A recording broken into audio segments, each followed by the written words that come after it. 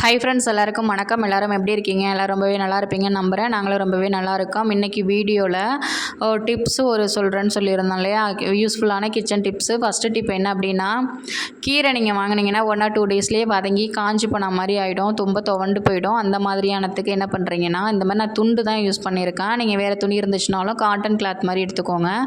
எடுத்துகிட்டு தண்ணியில் நல்லா நனைச்சிட்டு நல்லா பிழிஞ்சிருங்க. தண்ணி சதன்னு இருக்கும்ல, அந்த மாதிரி இருக்கக்கூடாது. நல்லா பிழிஞ்சிட்டு இந்த மாதிரி கீரை ஃபுல்லாக சுற்றி வச்சுட்டிங்க அப்படின்னா, சொன்னால் நம்ப மாட்டீங்க, இந்த கீரையை நான் வாங்கி 4 நாள் ஆகிடுச்சு. இது 5வது நாள் தான் இன்றைக்கி நான் செய்ய போகிறேன். சரி, இதை உங்கள்கிட்டையும் ஷேர் பண்ணிக்கலாமேன்னு தான் அந்த வீடியோ எடுத்துகிட்டு இருக்கேன். தெரிஞ்சவங்களுக்கு ஓகே, தெரியாதவங்களுக்காக தான் அந்த வீடியோ. இதை அப்படியே சுற்றி வச்சுட்டிங்கன்னு வச்சுக்கோங்களேன், ஃப்ரிட்ஜில் 1 வாரம் வரையுமே நல்லா ஃப்ரெஷ்ஷாகவே இருக்கும், வாங்கினது மாதிரியே இருக்கும். வெளியில் வைக்கிறதுனாலுமே ஒரு 3 நாள் வரையுமே வச்சுக்கலாம். நீங்கள் காஞ்சே போகாது, துவண்டு போகாது, ரொம்பவே சூப்பராக இருக்கும். இதான் ஃபஸ்ட்டு டிப்ஸு. செகண்ட் டிப் என்ன அப்படின்னா, இந்த மாதிரி கொண்டக்கடலை நீங்கள் எதுலையாவது பாட்டிலில் ஸ்டோர் பண்ணி வச்சுருக்கோன்னு வச்சுக்கோங்க. ரொம்ப நாள் இருந்துச்சு அப்படின்னா பூச்சி வண்டு இந்த மாதிரி வர ஆரம்பிச்சிடும். அதுக்கு என்ன பண்ணுறீங்கன்னா, பிரியாணி இலை இருக்கு இல்லையா, அதில் 1 இல்லைனா 2 இலையே இது உள்ளே போட்டுட்டு அப்படியே மூடி போட்டு வச்சுருங்க. ரொம்ப நாளைக்கு கெட்டு போகாது, பூச்சி வண்டு எதுவுமே வராது. நீங்கள் சமைக்கும் போதும் ஸ்மெல்லும் டேஸ்ட்டும் ரொம்பவே சூப்பராக இருக்கும். இதை ட்ரை பண்ணி பாருங்கள். அப்புறம் 3வது டிப்ஸ் பார்த்தீங்க அப்படின்னா, இது ரொம்ப ரொம்ப முக்கியமான ஒரு டிப்ஸாக இருக்கும்னு நினைக்கிறேன். நிறைய பேர் ஃபேஸ் பண்ணுற ஒரு ப்ராப்ளம்னா, அந்த துவரம்பருப்பு கடலைப்பருப்பில் சீக்கிரமாக வண்டு பூச்சி வந்துடும். அதில் ஒரு கருப்பு கலர் ஒரு பூச்சி மாதிரி இருக்கும் வண்டு. அது ரொம்ப அதிகமாக வந்துடும் கொஞ்ச நாள்லேயே. அந்த மாதிரி இருக்கிறதுக்கு ஒரு 2 இல்லைனா ஒரு 3 கிராம்பு எடுத்து அது உள்ளே போட்டிங்கன்னு வச்சுக்கோங்களேன். இது துவரம்பருப்பு, பைத்தம்பருப்பு, கடலைப்பருப்பு, இந்த மாதிரி பருப்புலலாம் சீக்கிரமாக வந்துடும், பார்த்துருப்பீங்க.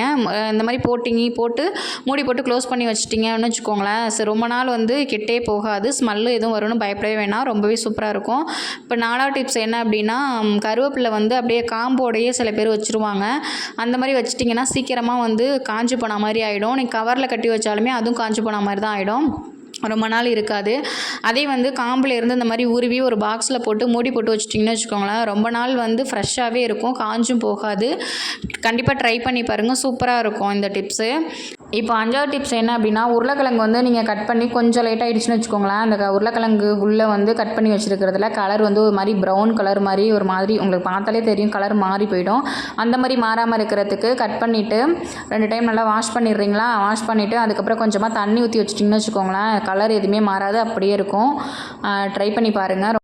இப்போ கடைசியாக 6வது டிப்ஸ் என்ன அப்படின்னா, உருளைக்கிழங்கு வறுக்கிறீங்கன்னு வச்சுக்கோங்களேன், அது கூட 1 அப்படி இல்லைனா 2 பல் பூண்டு நல்லா இடிச்சிட்டு மிக்ஸ் பண்ணிவிட்டு செஞ்சு பாருங்கள். டேஸ்ட்டு ஸ்மெல்லும் சூப்பராக இருக்கும், ட்ரை பண்ணி பாருங்கள். ஓகே ஃப்ரெண்ட்ஸ், இந்த வீடியோ உங்களுக்கு பிடிச்சிருந்தால் லைக் பண்ணி, ஷேர் பண்ணி, கமெண்ட் பண்ணுங்கள். மறக்காமல் சப்ஸ்கிரைப் பண்ணிவிடுங்க, எங்கள் சேனலுக்கு சப்போர்ட் பண்ணுங்கள். ஓகே, தேங்க்யூ, பாய்.